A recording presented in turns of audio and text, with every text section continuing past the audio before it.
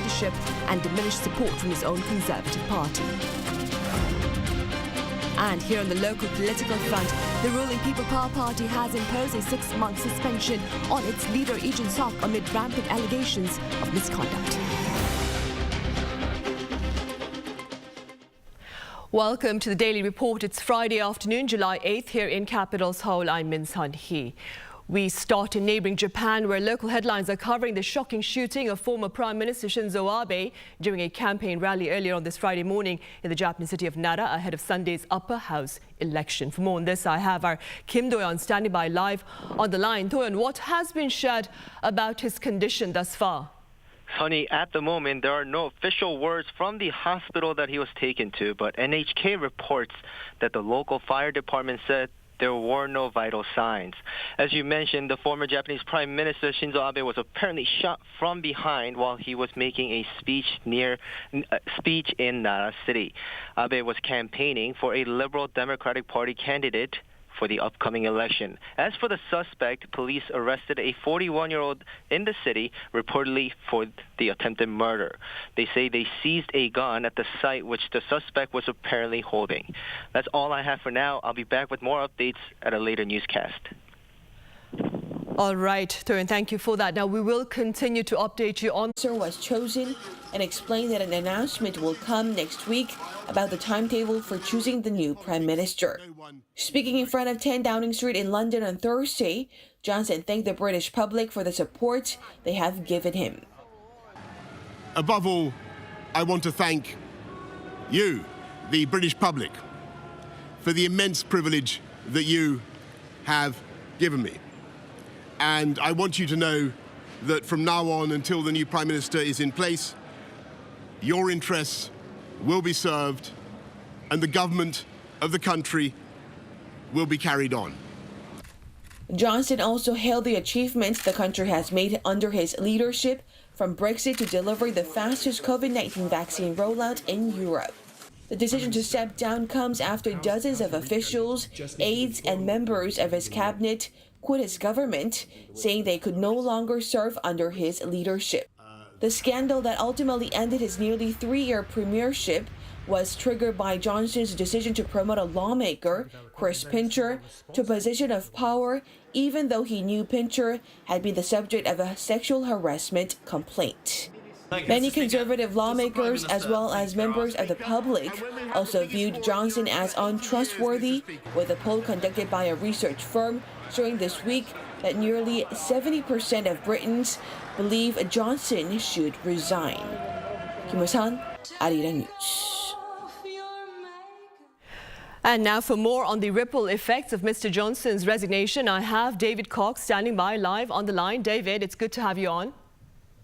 Thanks for having me on, Zoe. Right, so David, what more can you add to the background behind the sudden decision to step down by the Prime Minister early on Thursday? Well, there has been increasing pressure on Boris Johnson for a number of months now. I mean, it's only about a month since he faced a no-confidence vote against him, and I think it's just simply been one scandal too many for him. I mean, more than 50 members of his government basically resigned to try and force him to go, and I think that's simply an unsustainable position for any Prime Minister. So, in the end, Mr. Johnson was pretty much left with no decision but to go. Right. David, what has been the public response to his resignation? I think the overwhelming majority of the members of the public in the UK wanted Boris Johnson to go. It's funny because Boris has always been like an extremely successful politician. You know, like, so his record in campaigning is probably like unmatched, and he won this overwhelming majority at the end of 2019. But I think simply like so the members of the public have simply just been tired of the repeated scandals, and so I think people wanted, you know, a stable government. Right. David, now, what happens now? I mean, does Mr. Johnson stay on as a few days? I mean, this could very much change in the next week. But at the moment, Boris is staying as a caretaker Prime Minister until the autumn. I see. All right, David, thank you for filling us in on the events in light of Mr. Boris Johnson's resignation as UK Prime Minister. Thank you. Right. On the local political front, the ruling People Power Party has imposed a 6-month suspension on its leader, Lee Jun-seok, amid allegations of misconduct. Now, Mr. Lee, for his part, is looking to dispute this decision. Our Lee Kyung-eun has details. As it previously hinted, the People Power Party chair Lee Jun-seok will object to the party's ethics committee's decision to suspend him from the party for 6 months. In a radio interview, Lee said he could not accept the punishment in the first place as the sexual bribery case is still under investigation. Lee is considering all possible options to block the action from taking effect, like using his chairmanship rights to put the decision on hold. He's also looking at filing a complaint or asking a reassessment of the case. However, the PPP's full leader Kwon Song-dong said the disciplinary action will take effect immediately. And in line with party rules, the full leader will serve as acting chair. On Thursday, the Independent Ethics Committee has summoned Lee not over the sexual bribery case itself, but in regard to his alleged attempt to destroy evidence related to his scandal, as well as the violation of his duty to maintain standards required of party leaders. And Lee, who's been claiming his innocence, refuted all allegations before the committee. I thoroughly explained for an extended time and answered questions clearly from my perspective. However, the committee still concluded that Lee must have been aware of the attempt to cover up the scandal by his close aide. We took into consideration that it's difficult for an aide of Lee to bring a massive investment pledge to. Over in Bali, ministers of the G20 talks that range from climate security to Ukraine. The first strengthen multilateralism focuses on food and security. Now, chances of a joint statement appear uncertain following talks this time around, given the differences in stance over Russia's war in Ukraine. The latest diplomatic interaction is also the first for Russian Foreign Minister Sergei Lavrov on the global stage since Russia's brutal offensive against Ukraine. Staying in Indonesia, on the sidelines of the G20 top diplomats meeting, South Korea's Park Jin sat down with his Chinese counterpart Wang Yi earlier on Thursday to reaffirm bilateral ties as the two countries mark 30 years of diplomatic relations this year. On this Friday, meanwhile, Park is meeting with his US and Japanese counterparts. Our Kim Dami reports. A friendship rooted in mutual respect and equal cooperation based on universal values and principles. That's the kind of Seoul-Beijing relations that South Korea's top diplomat voiced hope for while speaking to his Chinese counterpart for the first time on the sidelines of the G20 summit in Bali on Thursday. South Korea and China will be able to develop a healthy and mature relationship for the next 30 years only when the two countries become good partners of equal cooperation while building mutual respect and trust. The minister also emphasized a values-based diplomacy, pledging to play an active role in international cooperation to protect freedom, peace, and human rights. Nodding his head to Park's remarks, the Chinese foreign minister pointed out that the launch of the Yoon administration is the start of a fresh journey. In this year, the two officials agreed to consolidate economic cooperation and facilitate a more active face-to-face communication, including Park's planned visit to China in the near future and Wang's trip to Seoul within the year. The G20 summit will continue on Friday with a trilateral meeting between the top diplomats of South Korea, the US, and Japan. This will mark the South Korean foreign minister's first face-to-face group meeting with Secretary of State Antony Blinken and Foreign Minister Yoshimasa Hayashi, another trilateral move to beef up their security cooperation amid Pyongyang's latest show of nuclear ambitions. Kim Dami, Arirang News. Back here on the local front, President Yoon Suk-yeol has called for an all-out effort to stabilize the cost of living, calling the current economic situation an emergency. During a related meeting on this Friday, President Yoon reaffirmed his commitment to aggressively cut expenditure at public entities to better allocate funds to support the people. He also pledged additional tax-related measures to ease the burden of food and energy prices. Discussions are also underway to ease the debt burden amid the higher interest rates. Up next, we touch upon this week's economic indicators here in South Korea amid the ongoing geopolitical uncertainties. For more on that, I have Professor Shin Sang-yeop at Kyung-hee University live on the line. Professor Shin, welcome. My pleasure.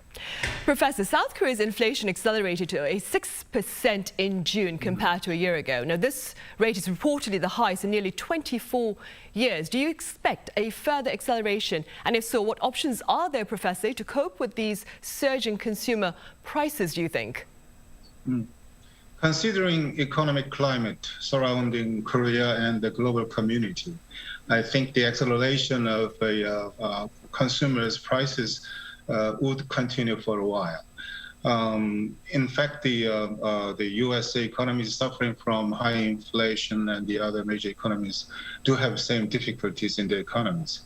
The options available to us, we don't have many options. I think the one maybe most important options available to us to cope with the surging consumer prices is the financial policy, interest rate policy. By increasing interest rates, the many governments, or the South Korean government also try to do that, to stabilize consumer prices. And I think that will be the first step to revitalize the slowdown economy, I think. Right, which is something the president has also agreed upon. Professor Shin, South Korea's foreign exchange reserves also shrank in the month of June by the most since the 2008 global financial crisis. I wonder, is this a source for concern? Not yet serious, I think. As you pointed out, over the last 4 months, $30 billion foreign exchange reserves, Korean foreign exchange reserves reduced. So at the end of the May, the South Korean foreign reserves were ranked at the 9th places in the world. So the foreign reserves we have at the end of May was $438.28 billion. I think this is not, quite enough to manage some economic difficulties facing us. But the point which I want to underline is that, the trade balance, very recently we have the trade deficit. And considering global economic situation, we cannot expect the the improvement of the trade balance of South Korea. So I think if we should have to settle down this issue as soon as possible. What I mean is that if the trade deficit continues, for a while, it can be emerging as one of the direct threats to the Korean economy. And at that time, the foreign exchange reserves, Korea's foreign exchange reserves, could be reduced further, then there will be serious economic threats to the Korean economy, I think. Right, I see. Professor Shin, President Yoon Suk-yeol, as we covered earlier, has spoken about intentions to aggressively cut expenditure at public entities to better allocate funds for public support. How feasible are these intentions?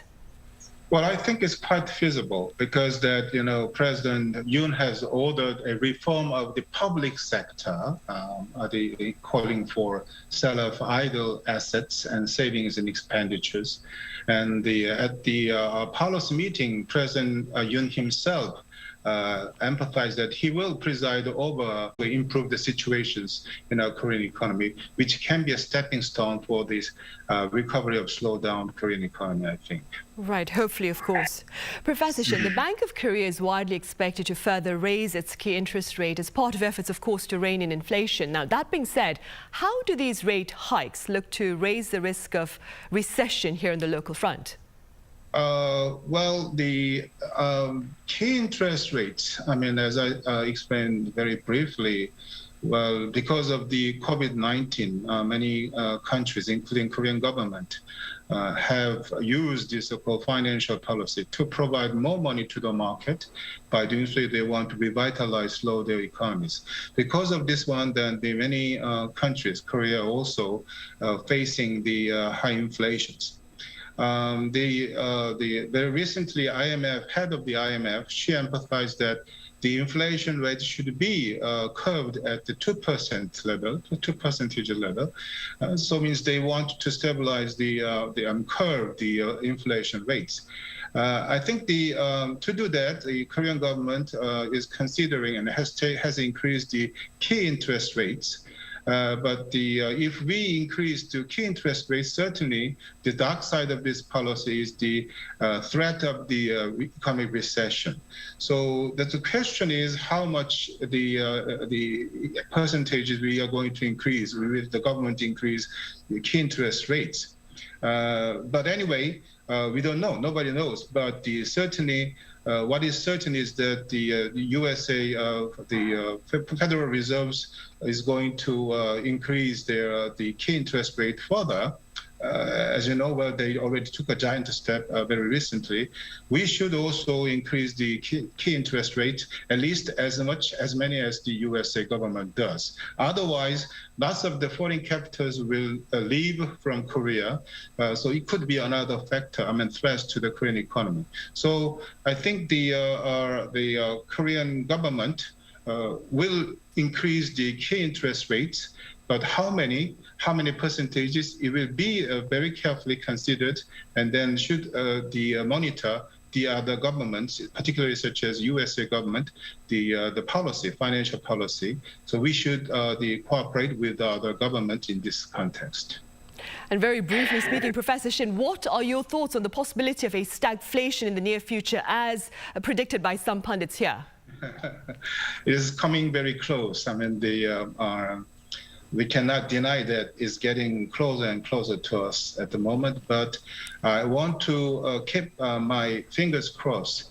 Right now, the new government led by President Yoon is right now doing their best to keep the dynamism in the Korean economy. So if they manage to stabilize the prices, consumer prices first, certainly I do think that that can be a first step to revitalize, slow down Korean economy, I think.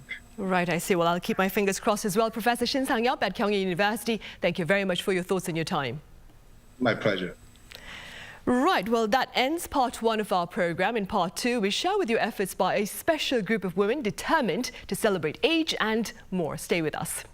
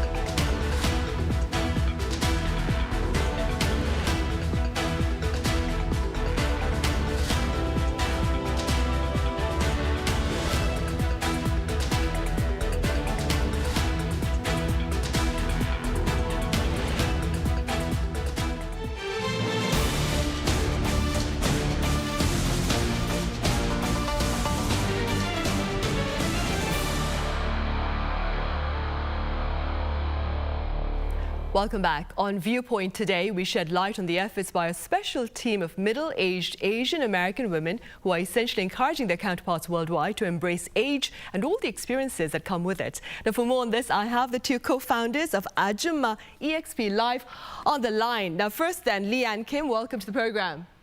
Thank you so much, Sun-hee. So happy to be here. Right, and Sonia Sonchin, it's also a pleasure to have you with us, Sonia. Thank you so much. I am so humbled and honored. Right, thank you for making time for us. Then, Leanne, do start by telling us a bit about why, when, and how AJUMMA EXP was founded. So 5 years ago, on my 47th birthday, I was planning to go out with a bunch of girlfriends to have a sexy night in the town. They showed up at my house all stuffed in a van, and they dressed up as traditional AJUMMAs as a surprise. You know, the short, tight wigs, the visors, the big clothes, and they brought me a wig. And I thought, this is hilarious. So we ended up dressing up and going out on the town, and I thought that we were going to create such a ruckus because, I mean, look at us, right? And it was so interesting. We were completely invisible. People just saw us as a bunch of old ladies in the corner, and of course, we're not used to that. And it made me really think deeply about middle-aged women. As we grow older, we do become less relevant in society and more invisible. And most of my girlfriends are Korean. And so we were talking about the idea of AJUMMA and how even that word has become irrelevant and almost has disappeared. So Sonia and I had a quick meeting and we said, what can we do about this to shine a spotlight, a positive spotlight, and reclaim that word AJUMMA? And so that's how AJUMMA EXP came to be. We decided on that name because it was close to like BTS and something like AJUMMA Experience, AJUMMA Experiment, AJUMMA Expression, and it worked. Right, well, I love it. Sonia, as we see in the video, it seems that much of AJUMMA's EXP's interaction with the public is through flash mobs. So was this the intention from the start, and if so, why? When Lee and I started the movement, as she had mentioned, we talked about various things and wanting to celebrate middle age and the concept of being courageous, fearless, unexpected, and have a memorable and fun experience while doing all of that. We tossed around several ideas of what could we do to make a mark, to be notable, to be relevant. Why not a flash mob dance? Most of us have not done this. Most of us have not even conjured the concept of getting out there and doing it. So we said, let's do that. Who would expect AJUMMAs to go out there and flash dance? We are not dancers, although we love to dance, so it takes a lot of courage to get out there, to stretch our comfort level, and all the while trying to remember all the steps and keep our tight wigs in place. And of course, have a ton of fun. Right. And that being said, Leanne, what was your crew's first that is, flash mob-like, and what was the public response to it? Okay, so you just saw the video of our very first flash mob. We wanted to make it easy, so we just crashed a party. We crashed the gala at the San Diego Asian Film Festival here in California. And we looked like a bunch of ladies who just jumped off a tour bus and maybe we showed up at the wrong hotel. And people were really confused because they were all dressed up in black tie and in gowns, and we looked like traditional AJUMMAs. And then they realized that this was a thing.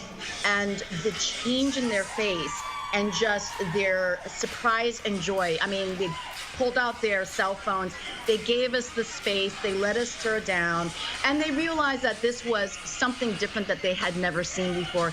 And I'll tell you what, Sun-hee, it was so invigorating. And there's something about putting on the AJUMMA costume, and we all know that AJUMMAs in Korea don't look like that anymore, but putting on that costume, there's a certain freedom, because we're kind of anonymous too as well. And so we're able to just really freely express ourselves in this way. And after that, we got a little addicted. So we've been doing it for 5 years ever since. Oh, and 5 more years, hopefully, again. Sonia, who's in charge of choreography, and how do you schedule practice sessions around your professional lives? Because I am aware that quite a number of your crew are AJUMMAs with careers. That's right. Well, our choreography begins by choosing a music piece by a female artist. We've danced to JJ Fad's Supersonic, Missy Elliott's Lose Control, Janet Jackson's Rhythm Nation, and our more recent one was Britney Spears' Make It Work. We hire a choreographer named Melissa Adao, who is also an AJUMMA. Melissa creates a choreography that is so fun, very doable, because as mentioned, we are not dancers, and has many noticeable dance moves, such as Gangnam Style. One of the segments you just saw was Fortnite flossing. We incorporate the cha-cha-cha, the Carlton, the Cabbage Patch, just to name a few. We start this in the fall, several months in advance of the scheduled flash mob, which the scheduled flash mob is typically January in honor of Korean American Day. And it allows us to be flexible with our schedules. And you are right, a lot of our ajummas are professionals with careers. They're also very busy moms, and they... Sonia, can you hear me? Okay, I think we have... Right, there's been a connection problem right there. I'll turn to you, Leanne, in the meantime then. How does an ajumma like myself, nearing 50, who is very much interested in your mission, join your crew? I love that question, Sun-hee. And you can, even from Korea, you can be part of our virtual crew because we're also connected, right, through technology and their internet. However, if you want to be part of our flash mob, you have to be in San Diego. And people ask, well, do you have to be Korean? And I'm sorry, but there's a lot of non-Korean middle-aged women around the world, and we want to celebrate them too through the ajumma experience. So we actually have quite a number, not quite a number, but maybe like 30% of non-Koreans on our crew. We have some women who are white. We even had an African-American member. And it's just about being willing to put yourself out there, put in the work, and understand that this word ajumma, its origination comes from Korea, and all what it comes with. That word ajumma has so much. They work hard, they have sacrificed so much to make sure that their family is taken care of. And that's why they had the permed hair long ago, because they didn't have time to, you know, do their hair. They had to wash and go and just wear comfortable clothing. So when we are dressed as ajummas for our crew, we're really honoring the lineage of all those women in Korea and around the world before us who really put in the sacrifice to allow us to be where we are. Right, that's a valid point right there. Sonia, how has being a part of the Ajumma EXP perhaps affected you personally? First of all, I never thought I would wear a tight permed wig and come out there and do a flash dance. I have personally had to come out of my comfort zone and, you know, and just embrace this. But mostly what I love the most about our whole Ajumma EXP experience is the fact that we meet new Ajummas all the time, and they bring with them a lifelong journey that's very inspiring. In fact, one of my favorite aspects of Ajumma EXP is our Ajumma Spotlights, which is on our website. You know, there's a busy shopping center on the corner, there's apartment complexes. I'll do a write-up about an Ajumma and talk a little bit about her and find out about who she is. And I can't tell you that how much that is inspiring for me and also humbles me and strengthens me. My life was pretty simple and small, and now my little contribution to Ajumma EXP has brought smiles to so many people, and look, we even get to speak with you. This is pretty cool. Right, thank you for that. Leanne, what has the experience been like for you? Oh, it's been such a joy. And just the fact that we're on Arirang TV and we've been connected. Like, I was born in Seoul, South Korea, and I came to the United States when I was 1. And even though I'm American, my heart is very, very Korean.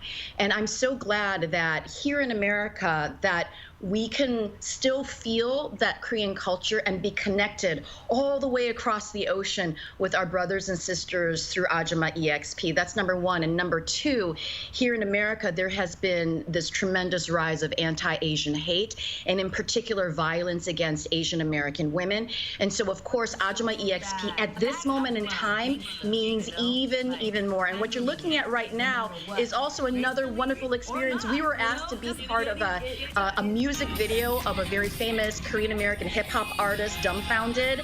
And we would never have imagined that. But apparently no one else is doing this AJUMMA gig. So we're the only ones in town. So if anybody else needs a group of dancing AJUMMAs to kind of whoop it up, just reach out to us and we'll probably respond to the call. Right, will do. Sonia, let's have a few words then on your cruise plans for the rest of this year. In May, Lee and I will again to start planning next AJUMMA EX. Right, Sonia, you were saying. And with all this attention, I think we will have the biggest AJUMMA dance crew ever. And then the sky's the limit. Right, I'll keep my fingers crossed for that. Thank you so much, Sonia and Leanne, for making time to join us live. Thank you so much. From one AJUMMA to another. Mwah. Thank you.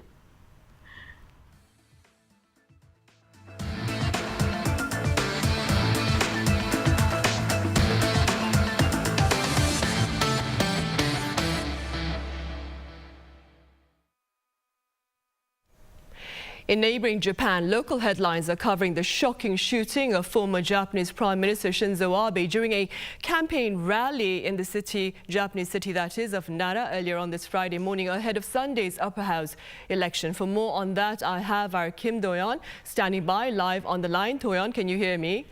Yes, honey. At the moment, there are no official words from the hospital still, but the local reports say that the local fire department said there were no vital signs. As you mentioned, the former Japanese Prime Minister Shinzo Abe was shot from behind twice while he was making a speech near Yamatosai Daiji Station in Nara City. Abe was campaigning for a Liberal Democratic Party candidate for the upcoming election. As for the suspect, police arrested a 41-year-old Tetsuya Yamakami in Nara City reportedly for the attempted murder. According to reports, he was a former member of Japan Maritime Self-Defense Force. They say they seized a gun at the site, which the suspect was apparently holding. As for the government's response, at the moment, Prime Minister Fumio Kishida is apparently holding a press conference, so we'll have more on the situation by the next time we connect. Back to you, Sunny. All right, Do-yeon, thank you for that. That was our Kim Do-yeon talking to us about the latest over in neighboring Japan with regard to the shooting of former Japanese Prime Minister Shinzo Abe earlier on this Friday. We will have updates later on in our newscasts. Now, in other news, we have been reporting about the rebounding COVID-19 infections here on the local front in recent days. Well, according to the global health body, this unsettling reality is being observed in quite a number of countries. Our issue has more on the findings by the World Health Organization. Global COVID-19 cases have increased by nearly 30% over the past 2 weeks. That's according to the World Health Organization's Director General Tedros Adhanom Ghebreyesus on Wednesday. On COVID-19, globally reported cases have increased nearly 30% over the past 2 weeks. 4 out of 6 of the WHO sub-regions saw cases increase in the last week. The Director General added that in Europe and America, the Omicron subvariants BA4 and BA5 are driving waves. In India, a new sublineage called BA275 has also been detected. According to statistics website Our World in Data, there were some 1.2 million new COVID-19 cases reported globally on Wednesday. It was the first time since April that the number has exceeded 1 million.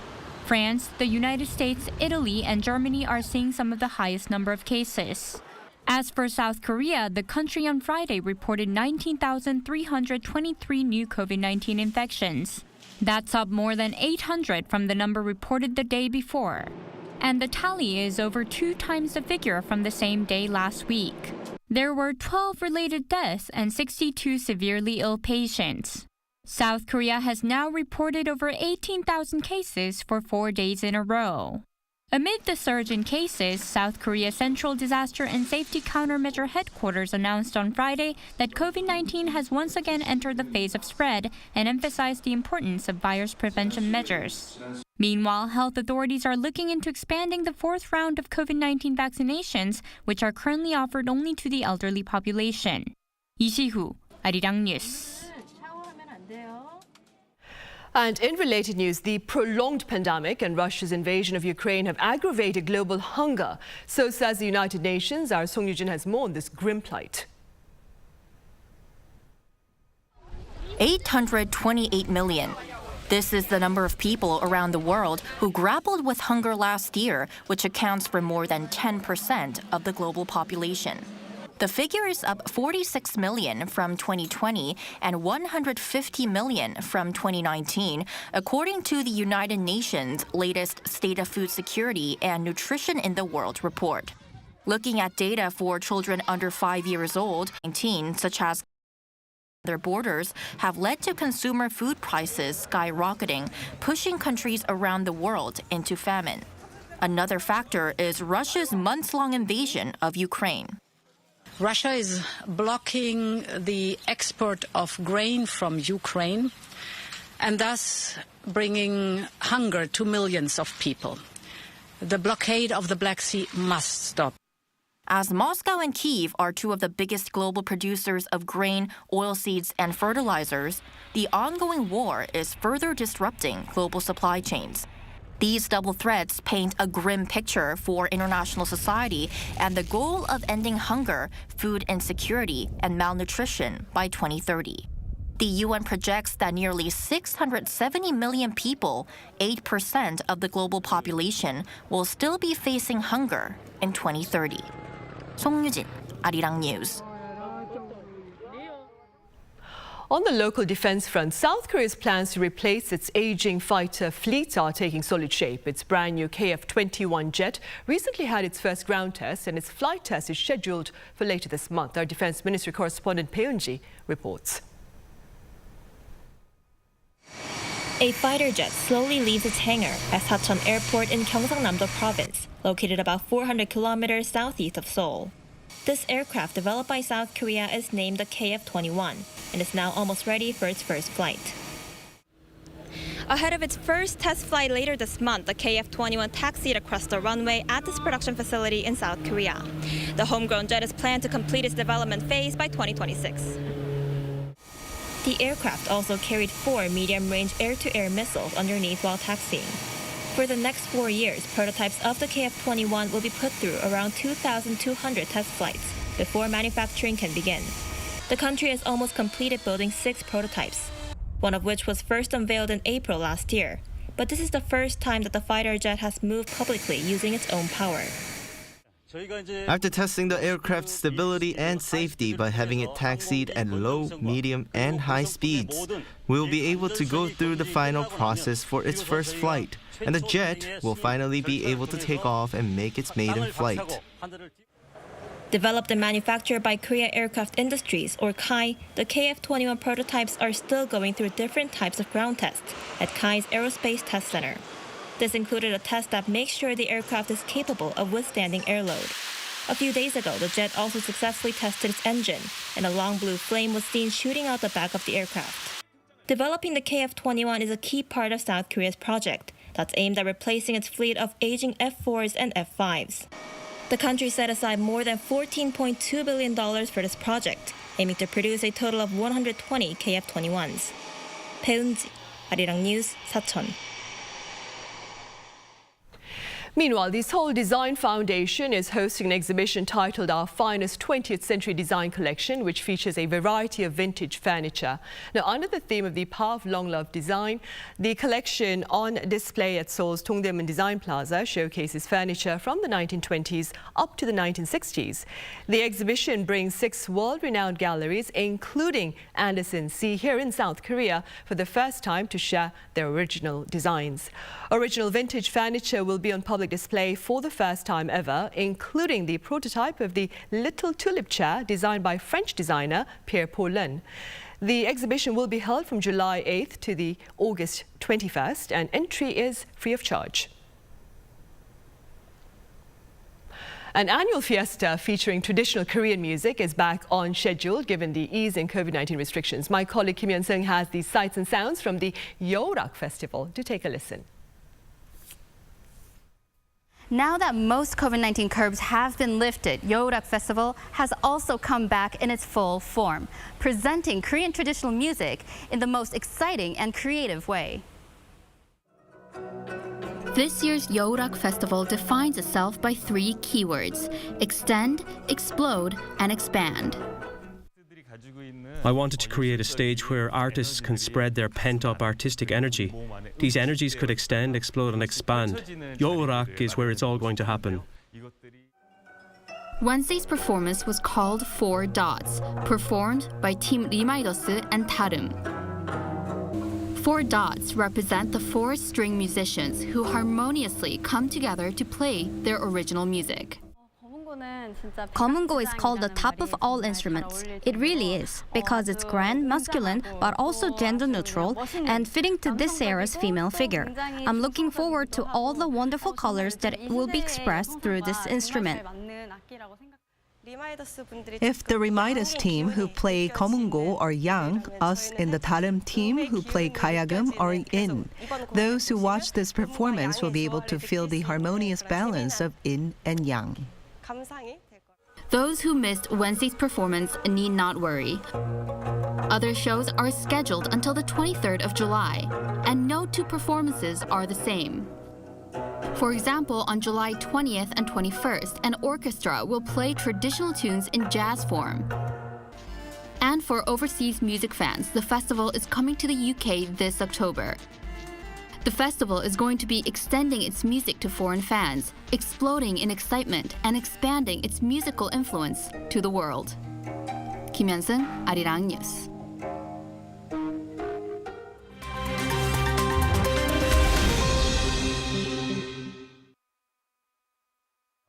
Let's take a look at what's going on in the world now. In the US, Derek Chauvin has received a federal sentence over the death of George Floyd.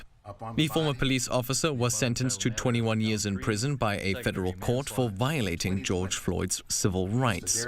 The judge called his actions, quote, simply wrong and offensive. The ruling on Thursday follows the killing of Floyd on May 25, 2020 in Minneapolis, when Chauvin fatally pinned Floyd to the pavement for over 9 minutes, causing breathing difficulties. Floyd's death sparked global protests over police brutality and racism. Chauvin is already behind bars after being sentenced to 22 years in prison in June 2021 for second-degree unintentional murder, third-degree murder, and second-degree manslaughter. His 2 sentences will run concurrently, and he will be moved from state prison to federal prison. In Russia, U.S. basketball athlete Brittany Griner has pleaded guilty to drug possession charges. Her lawyers confirmed on Thursday that she had pled guilty in court on the 2nd day of her trial. The 2-time Olympic basketball gold medalist faces up to 10 years in prison. She was arrested at Moscow's Sheremetyevo airport in February after police said they found vape canisters containing cannabis oil in her luggage. Griner told the court through an interpreter that she had acted unintentionally due to packing in a hurry for her trip. The trial has been adjourned until July 14th, when Griner is due to deliver her testimony. The U.S. State Department has classified Griner's detainment as wrongful, while supporters of the 31-year-old have voiced concerns she is being used as a political pawn amid Russia's invasion of Ukraine. Actor James Caan, best known for his Oscar-nominated role as Sonny Corleone in the 1970s movie The Godfather, died on Wednesday at the age of 82. The news broke on Thursday through the actor's official Twitter account and was later confirmed by his agent. No cause has been given, and Caan's family has requested privacy. Born to German immigrant parents in 1940 in New York, James Edmund Caan was raised in Queens with 2 brothers. Despite drug problems and minor brushes with the law, he forged a long and successful career with iconic roles in The Godfather, Elf, and Misery, amongst others. The Godfather co-star Al Pacino expressed his condolences in an emailed statement highlighting Caan's brilliant acting and directing and saying that he will be missed. 22-time Grand Slam tennis champion Rafael Nadal has withdrawn from Wimbledon. He said in a press conference on Thursday that he had injured his abdomen. The Spanish tennis player was due to meet Australian Nick Kyrgios for a semi-final match on Friday. Nadal's forfeit means that Kyrgios is headed straight for the final on July 10th, where he will face the winner of the match between Novak Djokovic and Cameron Norrie. Nadal said he expects to recover within 3 or 4 weeks, and that his grueling 4-hour 20-minute match against Taylor Fritz in the quarterfinals had worsened his injury. Matthew Ashley, Arirang News.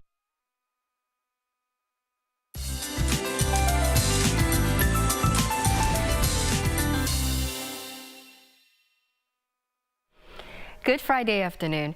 With weaker than expected bands of rain clouds, there won't be enough rain to relieve the heat. And when it's humid, you constantly feel like you just ran a marathon, even when you're walking outside. So make sure to stay cool in a place, recover from heat and humidity. Now the most vulnerable parts are the south coast and Jeju Island, with a risk of heavy downpours up to 50 heavier rain. So always monitor on TV. Have a great weekend, and now let's take a look at the worldwide weather conditions.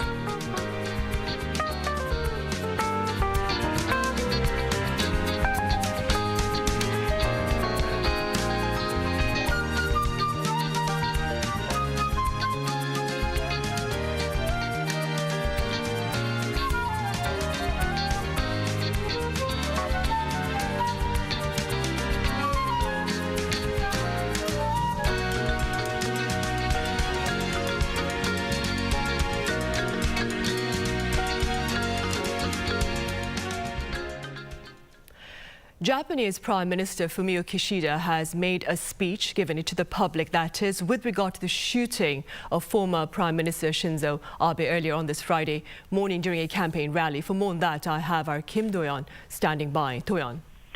Right, Sonny. Prime Minister Fumio Kishida is currently addressing the public about the situation. As for former Prime Minister Shinzo Abe's conditions, he is in a critical condition, and all works and efforts are being made to make sure that he gets every possible emergency care he needs. Kishida also said that this is not a forgivable act, as it's an attack on democracy, considering that it happened during a campaign rally. However, he said that in terms of the government and how this will affect the upcoming elections, he says as of now he would like to refrain from commenting on it, because the government and the country is still waiting on Shinzo Abe's recovery. That's all for now, but we'll be back with more in a later newscast. Sonny? All right, Toyon, thank you for that. Stay tuned, that is, to Arirang News for more on the latest from that situation in neighboring Japan. In the meantime, that ends this week's editions of the Daily Report. Have a good weekend and see you on Monday.